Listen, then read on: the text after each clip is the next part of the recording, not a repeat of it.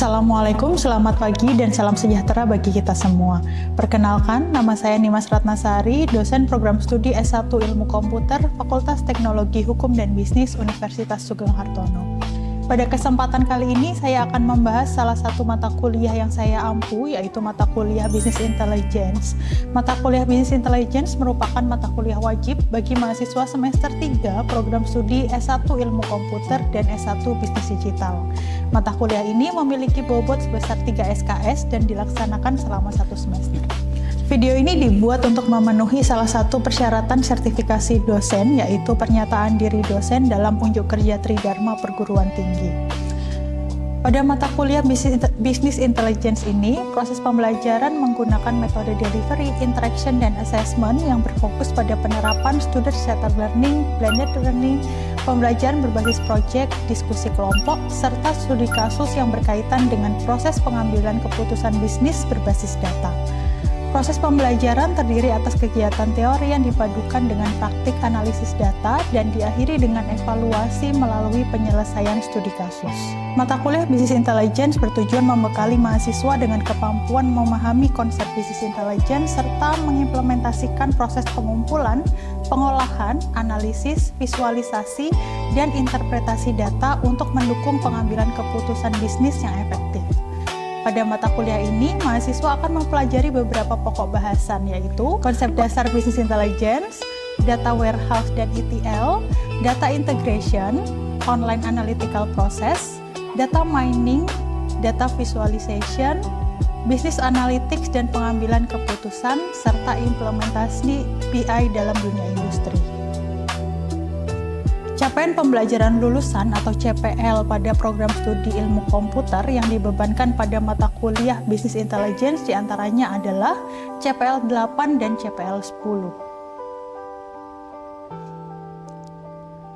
Selanjutnya, capaian pembelajaran mata kuliah atau CPMK yang diharapkan setelah mahasiswa mengikuti perkuliahan ini adalah mahasiswa mampu mengolah, menganalisis, dan memvisualisasikan data menggunakan pendekatan Business Intelligence sehingga menghasilkan informasi yang relevan bagi organisasi. Kemudian, mahasiswa mampu mengevaluasi hasil analisis data dan memberikan rekomendasi strategis sebagai dasar pengambilan keputusan berdasarkan data. Referensi yang digunakan pada mata kuliah Business Intelligence ini cukup beragam. Referensi utama mengacu pada buku ajar yang telah disusun sesuai dengan RPS. Selain itu, pembelajaran juga didukung oleh berbagai buku, jurnal ilmiah, proceeding, serta artikel terkini mengenai Business Intelligence, data analytics, data warehouse, data visualization, dan teknologi pendukung lainnya, sehingga mahasiswa memperoleh wawasan yang sesuai dengan perkembangan industri. Sistem pembelajaran mata kuliah Business Intelligence didasarkan secara sinkronus dan asinkronus dengan menggunakan metode pembelajaran aktif yang mengedepankan partisipasi mahasiswa. Perkuliahan sinkronus dilaksanakan secara tatap muka di ruang kelas melalui media konferensi daring apabila diperlukan.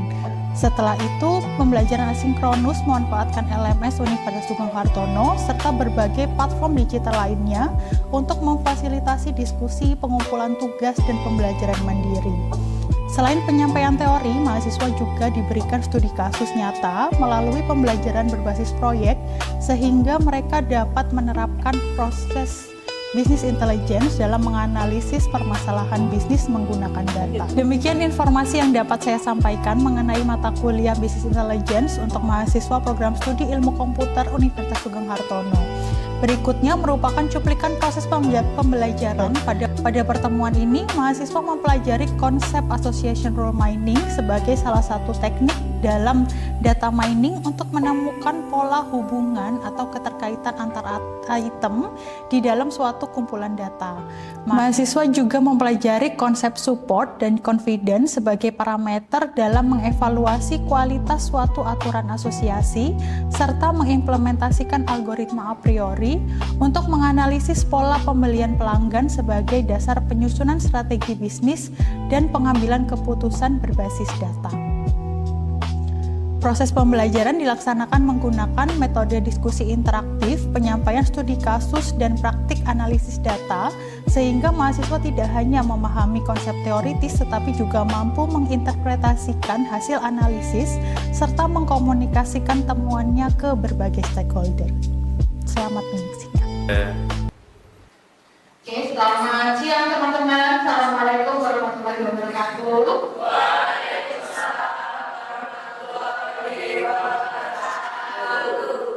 Oke, kita ketemu lagi ya di mata kuliah Business Intelligence. Nah, di pertemuan kali ini kita akan mulai membahas bagaimana caranya kita untuk mengolah atau memproses data menjadi informasi.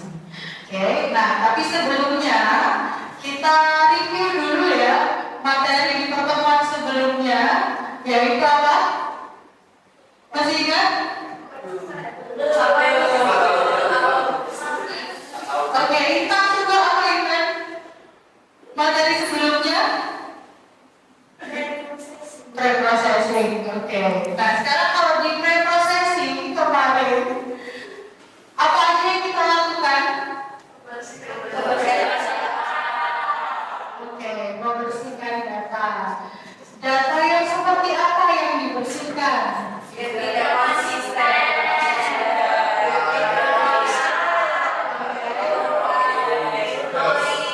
Oke, data yang tidak konsisten, data yang ada noise-nya, yang duplikat, itu kita bersihkan. Ya, tujuannya apa? Itu apa?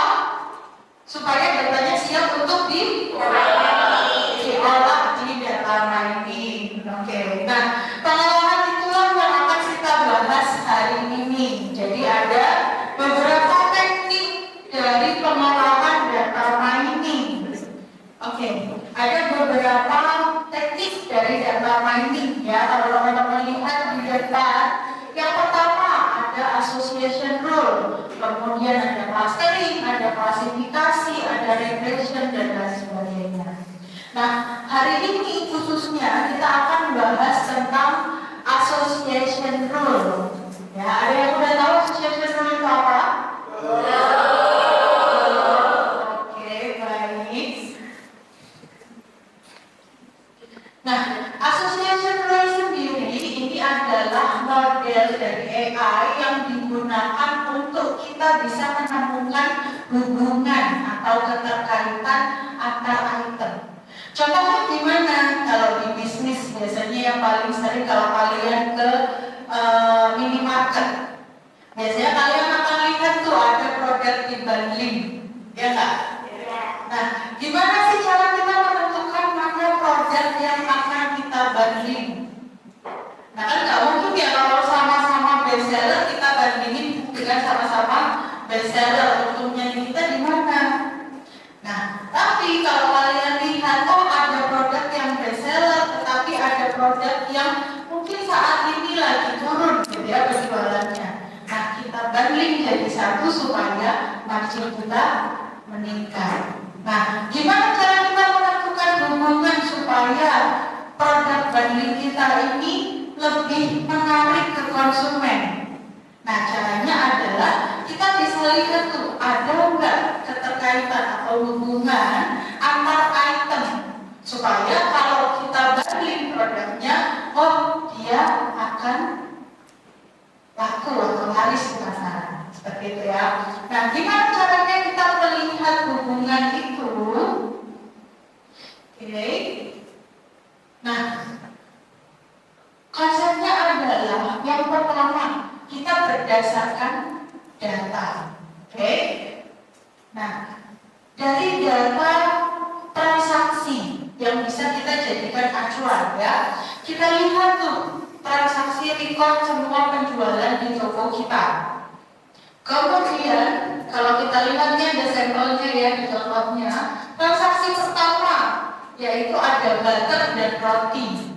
Kemudian transaksi kedua ada produk A, B, C, dan D, misalkan.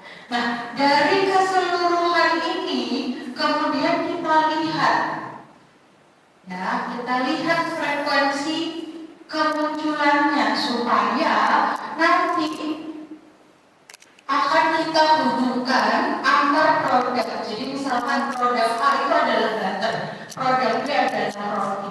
Nah, pertanyaan jadi seberapa sering produk A dan produk B ini dibeli bersamaan. Ketika dia frekuensinya sangat tinggi, berarti kedua produk ini punya hubungan yang sangat erat. Oke? Nah, hubungan inilah yang kita ukur. Jadi, mengukurnya bagaimana? Kita lihat kekuatannya. Dari mana kita melihat kekuatannya? Adalah dengan menemukan nilai support dan nilai confidence. Oke, apa itu nilai support dan apa itu nilai confidence? Nah, nilai support itu bisa kita temukan dengan cara kita mencari berapa kali ada transaksi yang dimana barang A itu dibeli.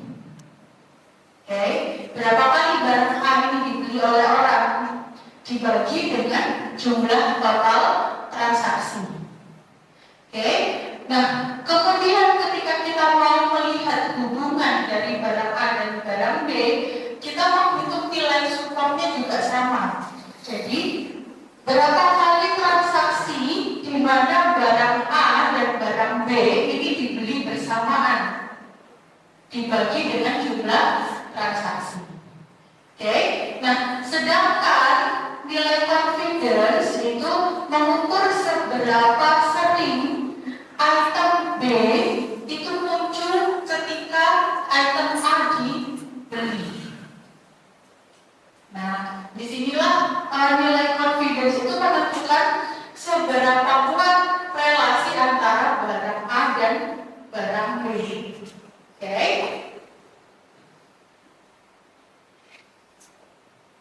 Nah, tapi gimana caranya kita menentukan berapa minimum nilai support, minimum nilai confidence, atau minimum improvement-nya? Karena ini adalah parameter yang harus kita cari di dalam data mining.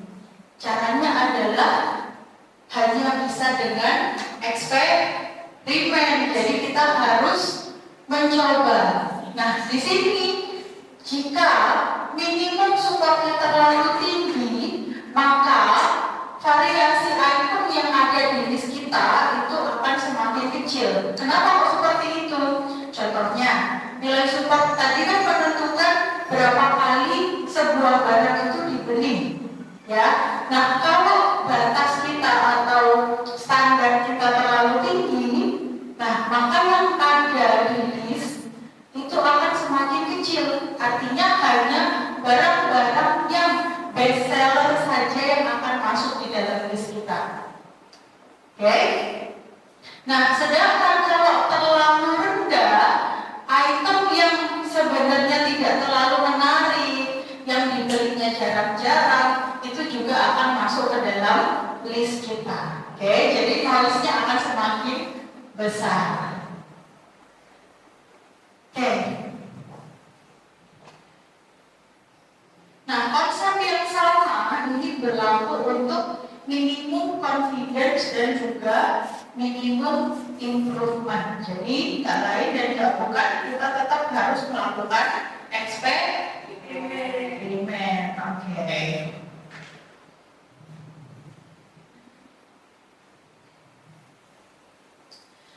Oke. Nah, di sini ada contoh. Nanti kita akan kasih sampel transaksi untuk kalian olah, di mana kita akan coba dulu dengan menggunakan minimum supportnya 20% dan minimum confidence-nya 30%. Ya, di sini ada banyak sekali produk. Nah, nanti kita akan lihat dengan kita menggunakan minimum support 20%, berapa barang yang akan masuk ke dalam list kita. Nah, ini adalah barang-barang yang berpotensi untuk kita nanti jadikan penggait di dalam bundling kita. Oke? Nah, kemudian minimum confidence, nah nanti akan menentukan seberapa kuat ikatan antara barang A dan juga barang B-nya. Oke, nah sekarang untuk menentukan kita melihat barang mana yang kita akan jadikan bundling atau barang mana yang kita mau cari tahu relasinya, kekuatan hubungannya, kita harus melakukan beberapa siklus. Siklus itu gimana maksudnya? Nah, siklus pertama, jadi kalau misalkan nih kita ambil sampel data transaksi 10 data transaksi ini ya. Nah, kalau kita lihat, kalau teman-teman lihat di tabel sebelah kanan, nah dari sini kita bisa menemukan berapa nilai supportnya. Nilai support ini diambil dari berapa kali dia muncul di dalam transaksi. Maka kalau kita lihat item pertama yaitu bread. Berapa kali dia muncul di dalam transaksi? 4 kali, di mana aja?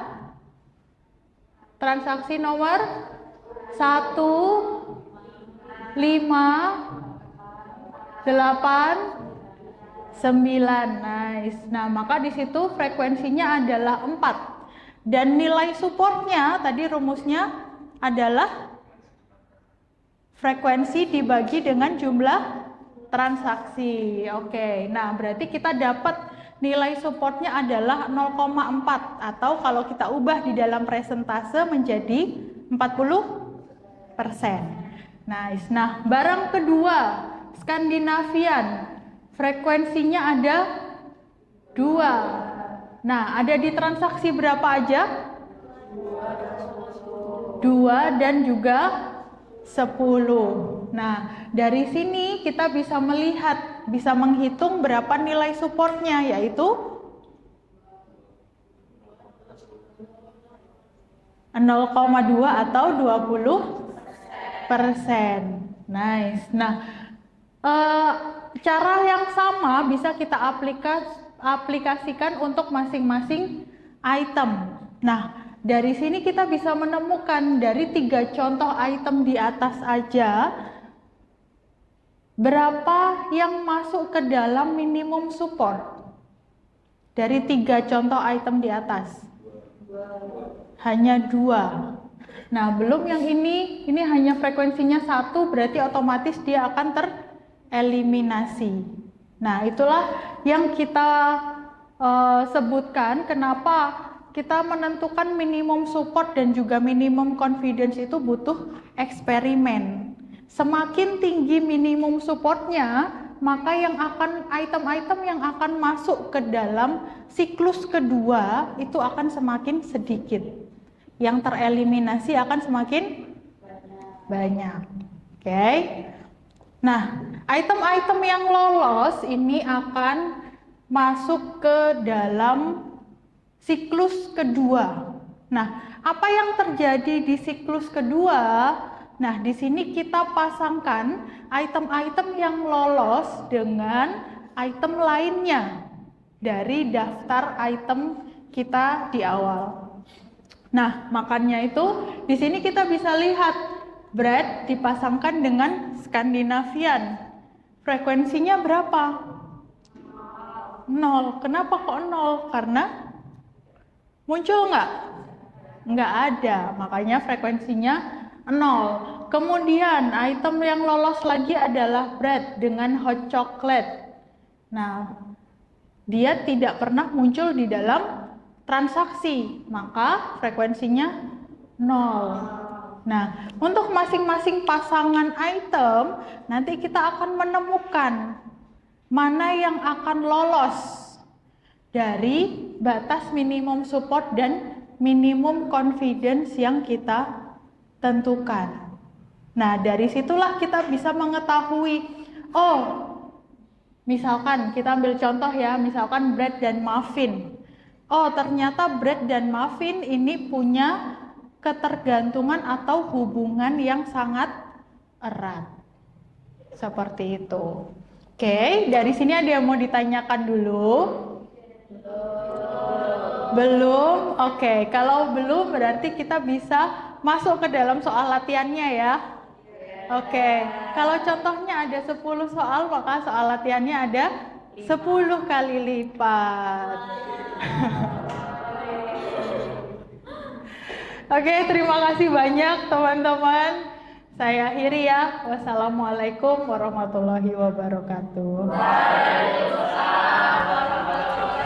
Demikian deskripsi singkat serta cuplikan proses pembelajaran mata kuliah Bisnis Intelijen yang saya ampu. Pada cuplikan pembelajaran tersebut, mahasiswa secara aktif terlibat dalam proses pembelajaran melalui diskusi, tanya jawab, analisis studi kasus, serta penyelesaian latihan yang berkaitan dengan penerapan association rule pada data bisnis. Pendekatan ini diharapkan mampu meningkatkan kemampuan berpikir analitik, pemecahan masalah, serta pengambilan keputusan berbasis data sesuai dengan capaian pembelajaran mata kuliah Business Intelligence. Semoga video ini dapat memberikan gambaran mengenai pelaksanaan pembelajaran yang saya lakukan dalam mendukung pencapaian kompetensi mahasiswa sesuai dengan capaian pembelajaran yang telah ditetapkan. Saya mengucapkan terima kasih kepada seluruh pihak yang telah mendukung pelaksanaan kegiatan ini, khususnya Kemendikti Saintek, LLDikti Wilayah 6, serta seluruh tim sertifikasi dosen.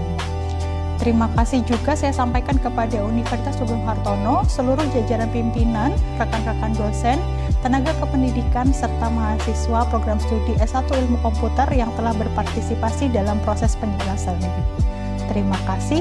Wassalamualaikum warahmatullahi wabarakatuh.